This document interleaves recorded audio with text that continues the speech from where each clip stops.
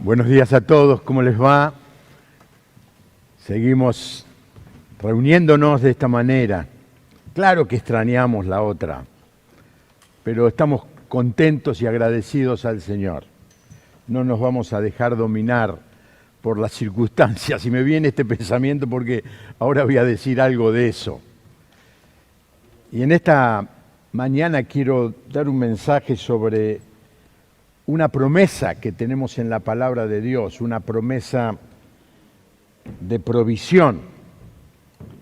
En el título que le pusieron para promocionar este encuentro, dijeron, pero es cierto, es real que Dios nos da lo que necesitamos. Al hablar sobre las promesas que tenemos en la palabra de Dios, por lo menos tenemos dos realidades. El problema de muchos creyentes es que desconocen las promesas de la palabra de Dios. Y entonces no la disfrutan. Una vez un hermano de la iglesia me vendió un auto, un gran auto. Lo tuve por mucho tiempo. Y yo lo manejé. También me dio el manual, pero ¿quién lee el manual? ¿Quién lee el manual del televisor? Nadie. Y yo no leí el manual del auto. Y yo me acuerdo que alguna vez yo había manejado un auto en donde lo ponías a cierta velocidad, apretabas un botón y el auto es como un acelerador automático. Decía, qué lástima que este auto no lo tiene, pero nunca me preocupó mucho. Viajando con otro hermano, el otro hermano iba manejando el auto y apretó un botón y era Yo lo tenía. Venía con el auto, pero no lo aprendí a disfrutar porque desconocía esa ventaja, ese accesorio. Y así le pasa a muchísimos creyentes. Viven la vida como pobres, siendo ricos.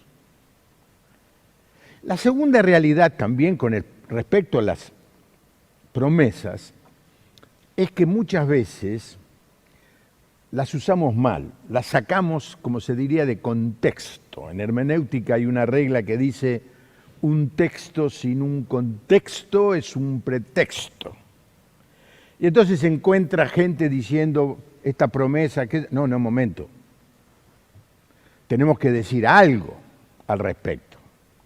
Y es que hay dos clases de promesas. Las promesas que Dios da incondicionales, que Él va a cumplir, independiente de lo que nosotros podamos hacer. Por ejemplo, Él prometió que aunque el mundo cayera en pecado, nunca más iba a destruir el mundo y la humanidad con un diluvio. Es una promesa de Dios, no depende de nosotros. Pero están las otras promesas, las promesas condicionadas a un acto de obediencia de parte nuestra. Es como el Señor te dice, mira, te voy a dar esto si vos haces primero esto otro. Por ejemplo, alguien dice, qué bueno, el Señor nos perdona los pecados. Sí, es verdad. Pero el texto pone una condición. Dice, si confesamos nuestros pecados, Él es fiel y justo. La promesa de perdón está, pero está unida a nuestra obediencia, a nuestra cooperación. Si usted quiere que Dios cumpla, si vos querés que Dios cumpla las promesas que están en la palabra de Dios, en tu vida, en tu familia, y nosotros como iglesia, en nuestra congregación, tenemos que hacer nuestra parte, obedecer su palabra. Y en esta mañana quiero hablar de una promesa muy mencionada y muy apreciada por todos los creyentes, para estudiar las condiciones, los requerimientos que la palabra de Dios nos muestra que debemos cumplir para disfrutar de esa promesa. Así que les invito a abrir la Biblia en Filipenses capítulo 4. La promesa es solo un versículo, pero Para entender el contexto, tenemos que leer desde el versículo 10 en adelante. Dice así: me alegro mucho en el Señor de que ustedes hayan vuelto a pensar en mí. Es el apóstol Pablo escribiéndole a los creyentes de la ciudad de Filipo. No quiero decir que me hubieran olvidado, sino que no tenían oportunidad de ayudarme. No lo digo porque yo esté necesitado, pues he aprendido a contentarme con lo que tengo. Sé lo que es vivir en la pobreza y sé también lo que es vivir en la abundancia. He aprendido a hacer frente a cualquier situación. Lo mismo estar satisfecho que a tener hambre, a tener de sobra que a no tener nada. A todo puedo hacerle frente gracias a que Cristo me fortalece. Sin embargo, ustedes hicieron bien compartiendo mis dificultades. Cuando partí de Macedonia al comenzar a anunciar el Evangelio, fueron ustedes, los de la iglesia de Filipos, los únicos con quienes tuve este intercambio de bienes. Pues incluso estando yo en Tesalónica, me enviaron ofrendas para mis necesidades. No es que yo esté cobrándoles nada, lo que quiero es que ustedes lleguen a tener más en su cuenta delante de Dios. Acuso, recibo de todo, y hasta tengo de sobra. Con lo que me enviaron por medio de Epafrodito, tengo más que suficiente. Lo que me enviaron fue como una ofrenda de incienso perfumado, un sacrificio que Dios recibe con agrado. Y acá viene la promesa. Por lo tanto, mi Dios le dará a ustedes todo lo que les falte, conforme a las gloriosas riquezas que tiene en Cristo Jesús. Gloria para siempre a nuestro Dios y Padre. Amén. Tremendo pasaje. Ya cierra el apóstol su carta a los creyentes en Filipo y entonces tiene esta palabra de gratitud. Antes de mencionar esta promesa, quiero que le saquemos el jugo un poco a este pasaje y miremos al autor de esta carta. Cómo muestra que a pesar de todo lo que estaba viviendo, él tiene paz y satisfacción. Lo que en la Biblia o en las Biblias se traduce muchas veces como contentamiento. Pablo estaba enfrentando una terrible circunstancia, estaba preso en Roma. Pero en medio de todo eso, él estaba en paz. Se sentía satisfecho. Tenía lo que se dice contentamiento. Y el texto nos enseña algunas cosas que tenemos que aprender para nosotros también tener esa actitud de contentamiento en nuestra vida. Número 1, Pablo confiaba en la soberanía de Dios sobre su vida. Por eso en el versículo 10 dice, me alegro mucho en el Señor. Porque todo lo que recibía Pablo, aunque le venían de personas, él sabía que le venían de Dios. Y aunque las personas estaban cuidando de él era consciente de que era Dios el que le estaba cuidando. Entonces él confiaba en la soberana dirección de Dios sobre su vida. Primer punto, para vivir una vida de contentamiento, estar seguros, creer que Dios está preocupado por nosotros, sabe lo que nos pasa, sabe lo que necesitamos. El segundo punto, para tener contentamiento, para vivir una vida en paz, debemos conformarnos con poco. Dijo Pablo en el 11, versículo 11, no lo digo porque yo esté necesitado, pues he aprendido a contentarme con lo que tengo. Estaba contento, estaba en paz, estaba satisfecho y estaba preso, capaz que casi no tenía ni siquiera comida, estaba con frío. Hermanos, tengamos cuidado de la publicidad que vemos todo el tiempo empujándonos a tener más. Un amigo mío se compró un auto hace poco y lo sacó antes de que saliera el nuevo modelo. Y entonces, cuando me cuenta que estaba muy contento con el auto, sin embargo me dijo, pero ¿sabe qué? No tiene lo que tiene el nuevo modelo. Ay, ay, ay, ¿por qué no te compras el nuevo? Ahora no puede. Siempre la publicidad nos va a estar diciendo te falta algo. Y siempre vamos a estar amargados.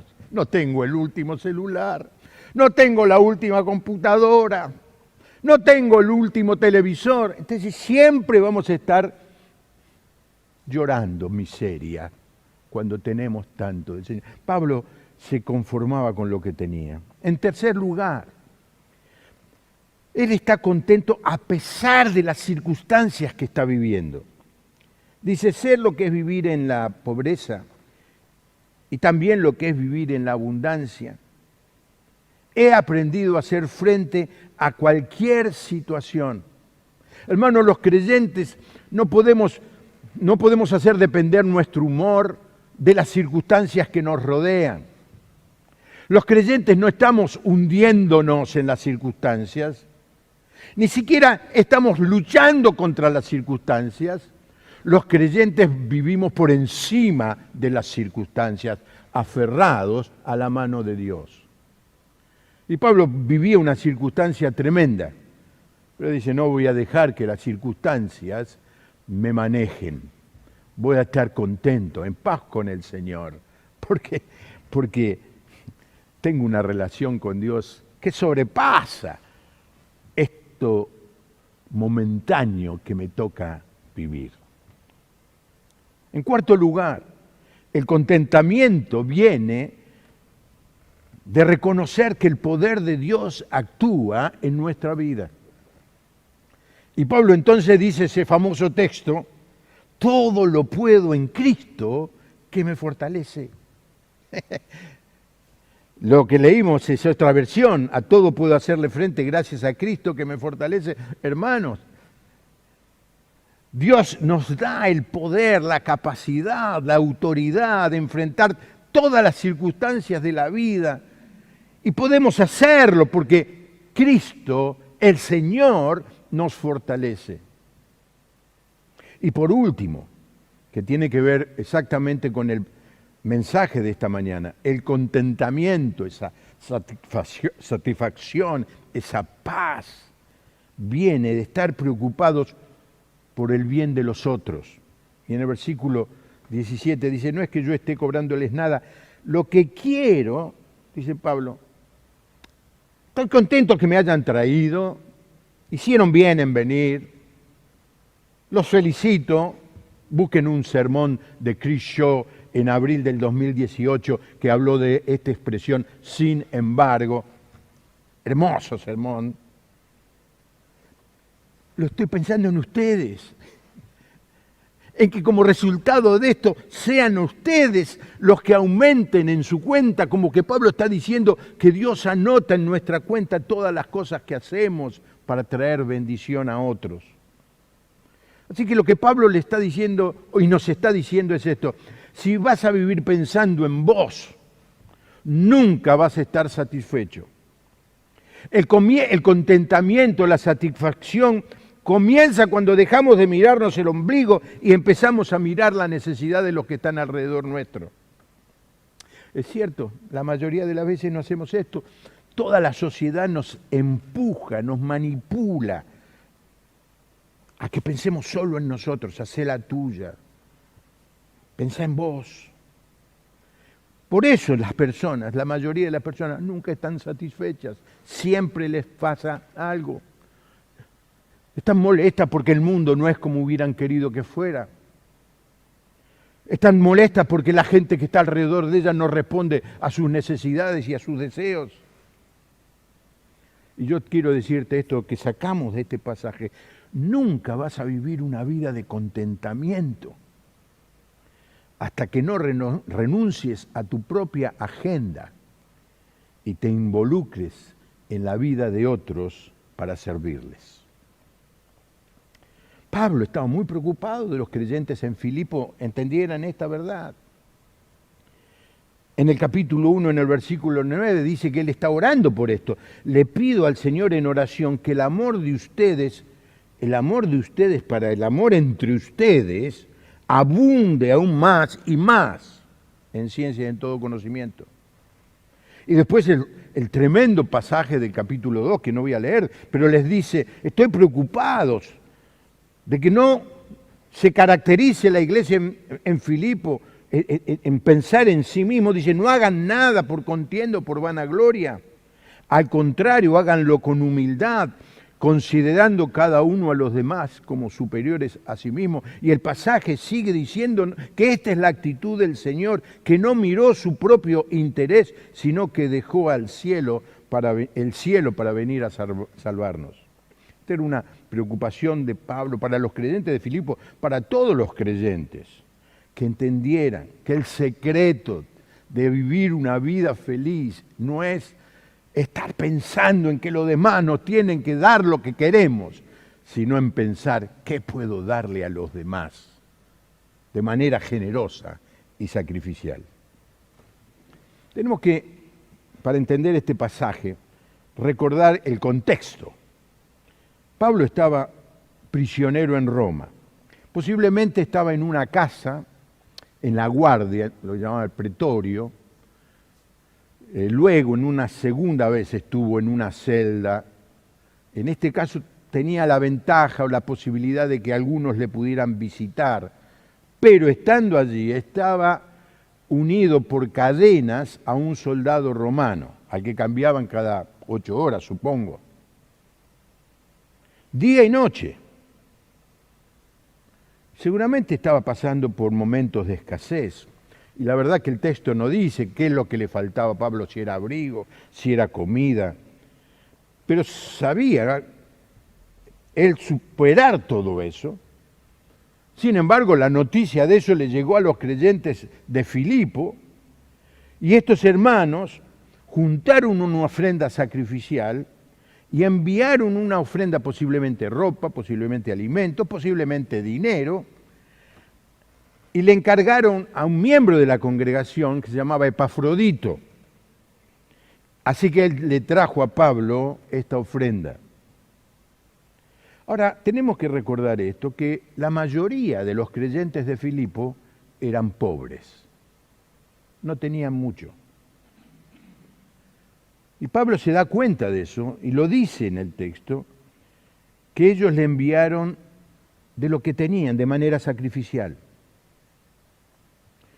No nos dice el texto cuánto se quedó Epafrodito con Pablo sirviéndole, pero después de unos días, semanas quizá, regresó a Filipo llevando esta carta que Pablo le escribió a los creyentes allí en esa ciudad.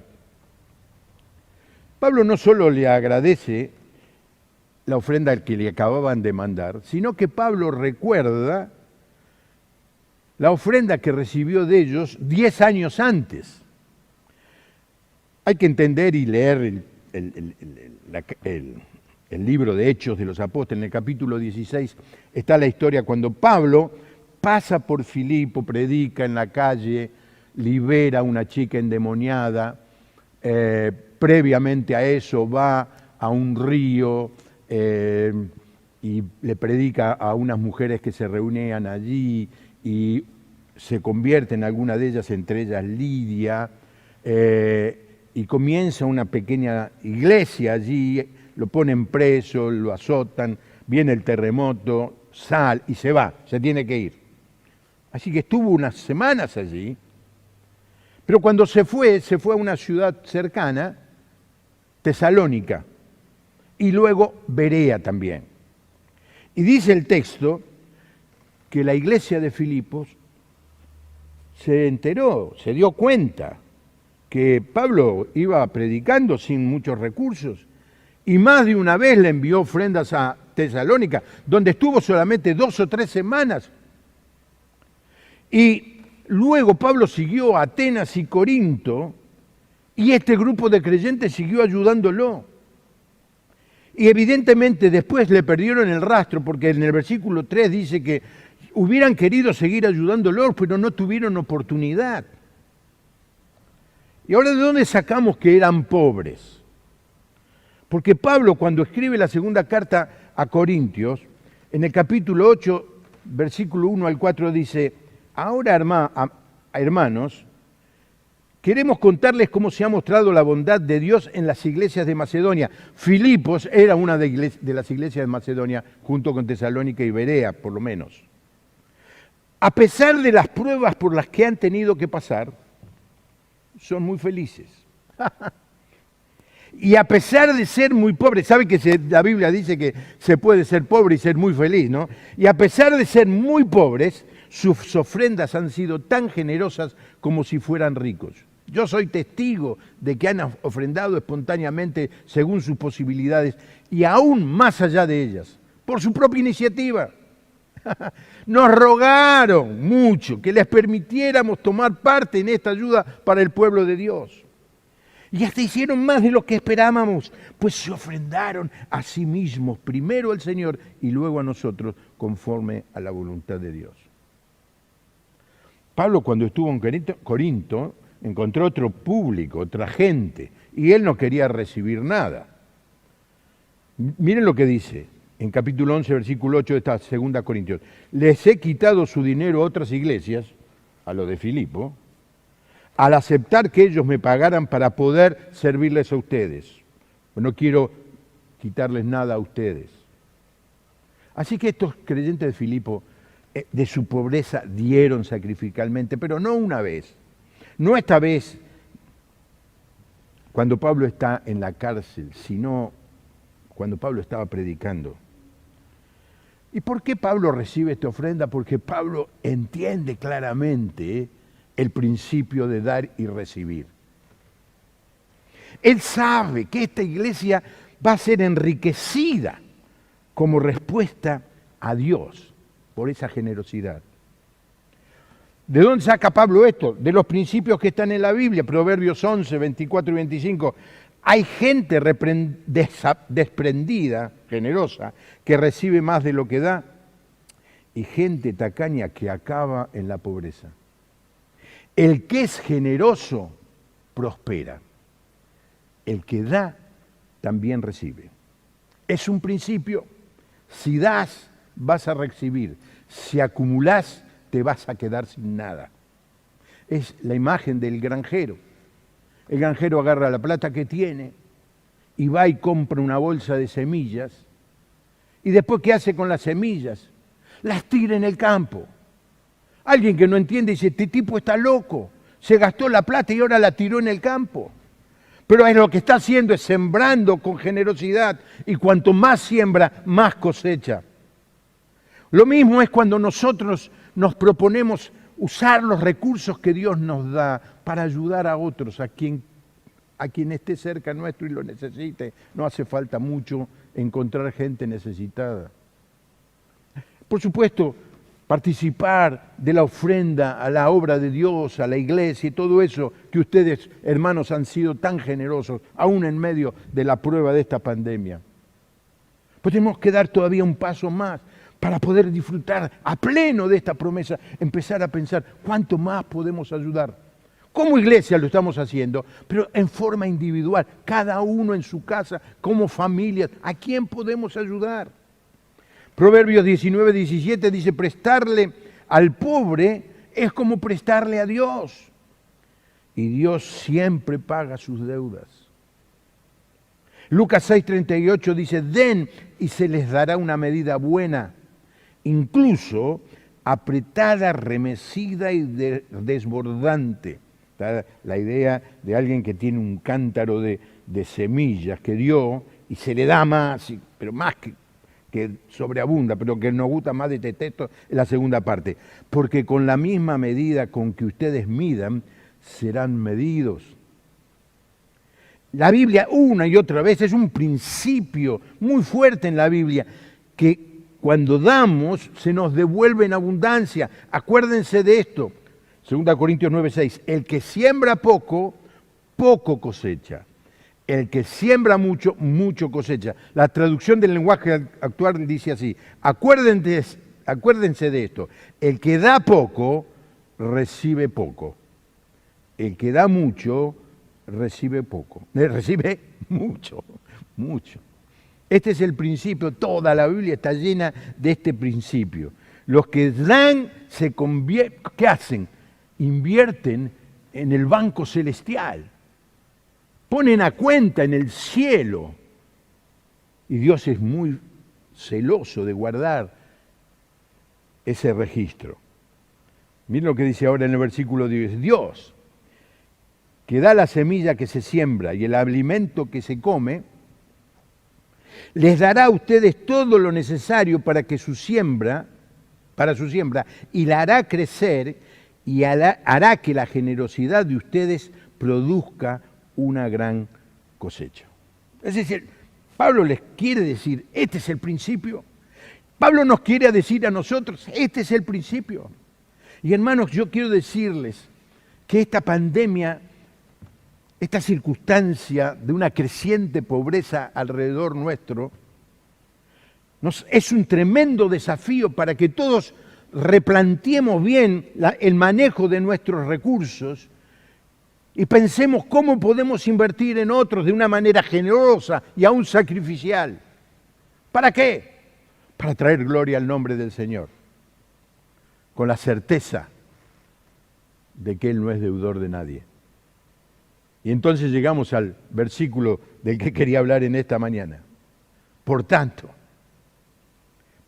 ¿qué significa? Por todo lo que les acabo de decir, por el hecho de que ustedes se acordaron de mí, por el hecho de que ustedes hicieron una ofrenda y me la enviaron y lo hicieron sacrificalmente, por todo eso, mi Dios les dará a ustedes todo lo que les falte, conforme a las gloriosas riquezas que tienen en Cristo Jesús.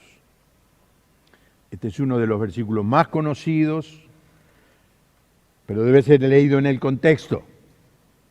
Yo sé que hay mucha gente que se compra una cajita con promesas y saca esta. Dios me dice que me va a dar todo. Sí, momento, pero hay una condición. La condición se desprende de este pasaje. Es como que Pablo dijera, yo sé que ustedes han dado sacrificialmente y quizá esto le llevó a alguno de ustedes a estar en necesidad. Les quiero asegurar que Dios no es deudor y los recompensará. Él va a suplir por todas vuestras necesidades. Este es el principio, hermano. Cuanto más doy, más recibo. Por tanto, en vista de lo que hicieron, mi Dios, una expresión que nos habla de la intimidad de Pablo con el Señor, no está hablando de Dios. Podría haber dicho Dios y estaba bien, pero dice, mi Dios. ¿Qué va a hacer Dios? Les dará. Cuando Dios da es generoso, cuando Dios da nos sorprende, cuando Dios da sobrepasa todo nuestra imaginación. ¿Qué nos da? Todo lo que falte. Y esto significa, en este contexto, necesidades materiales. ¿Cuánto nos va a devolver? Mucho, generosamente. Lo que das te será devuelto. Lo que le diste a un pobre, Dios te lo va a devolver en abundancia. Los hermanos de Filipo, que eran parte de esta iglesia mencionada en Macedonia, cumplieron lo que tenían que hacer y seguramente Dios cumplió su promesa en ellos. ¿Por qué? Porque Dios no puede negar. No es infiel, no es mentiroso. Proverbio 3, 9 y 10. Honra al Señor con tus riquezas y con los primeros frutos de tus cosechas. Así tus graneros se llenarán a reventar. Y le miro la cara a algunos que están acá, porque la segunda parte es la que más nos gusta. Y tus bodegas rebosarán de vino nuevo. Si querés que esta promesa se haga efectiva en tu vida, poné tus bienes en las manos del Señor. Los ricos, por supuesto, los hermanos con abundancia, ni hablar. Si sos pobre, también. Los de Filipo eran pobres. Alguien podrá decir, ¿qué pasa si yo doy algo material y Dios me bendice con bendiciones espirituales? ¿Me voy a morir de hambre? No, no, quédate tranquilo. Dios te va a bendecir, nunca te va a faltar nada. ¿En qué medida? Mire lo que dice el texto, conforme a las gloriosas riquezas en Cristo Jesús. Las riquezas en Cristo Jesús, hermanos, nos pertenecen porque somos uno con el Señor. Él nos lo ha prometido, que todas estas riquezas son nuestras. Así que para cerrar, les leo este pasaje tan conocido del Sermón del Monte. Algunos hermanos que están ansiosos, preocupados, no se preocupen diciendo qué comeremos o qué beberemos, con qué nos vestiremos. Los paganos, la gente del mundo, andan tras todas estas cosas. Pero el Padre Celestial sabe que ustedes las necesitan. Y entonces nos da la gran promesa, que todas estas cosas no serán añadidas. Pero hay un párrafo antes. Busquen primeramente el reino de Dios y su justicia. Y todo va a ser añadido. ¿De qué está hablando? De la ropa, del vestido, de la comida, de las cuestiones materiales. Todo te lo va a dar y en abundancia. ¿Esta promesa era solo para los creyentes de Filipo? No. El Espíritu Santo la dejó escritas para todos los creyentes de todas las generaciones. Yo sé que muchos de nosotros hemos vivido alguna vez esta experiencia de dar y de golpe sorprendernos con que Dios nos devuelve mucho más. Pero sé de hermanos que todavía no han vivido esta experiencia, no han aprendido esta lección de vida, este principio bíblico que quiere desafiarnos a vivir una vida de fe. Yo le voy a dar al Señor y yo ya estoy contento con darle al Señor. Pero el pasaje dice que Dios no va a ser deudor de nadie y Dios te va a devolver en abundancia. Por eso, quiero leerte otra vez el texto que es centro de nuestro pensamiento en esta mañana, para que lo anotes y cuando lo leas te acuerdes, momento, esto lo dijo a creyentes que se sacrificaron, a creyentes que ofrendaron, a creyentes que miraron la necesidad del otro. Y cuando un creyente está mirando a quién puedo ayudar, cómo puedo compartir lo que tengo, a esa clase de creyente le llega esta palabra: mi Dios le dará a ustedes todo lo que les falte. ¿Cree eso? Hace un rato Willy cantaba, y Graciela, creo en ti. Qué lindo cantamos. ¿Crees eso? Dios les dará a ustedes todo lo que les falte, conforme a las gloriosas riquezas que tiene en Cristo Jesús. Gloria a Dios. Padre, enséñanos este principio para que vivamos vidas llenas de paz y de satisfacción, un verdadero contentamiento. La gente se sorprenda por vernos agradecidos, felices, porque dependemos de tu soberanía, nos conformamos con lo que tú nos das. No vivimos atrapados por las circunstancias, sino vivimos dominados y usando el poder que viene de Jesucristo. Y también porque estamos atentos a las necesidades de aquellos que nos rodean. Señor, aplica tu palabra a cada hermano que la está escuchando.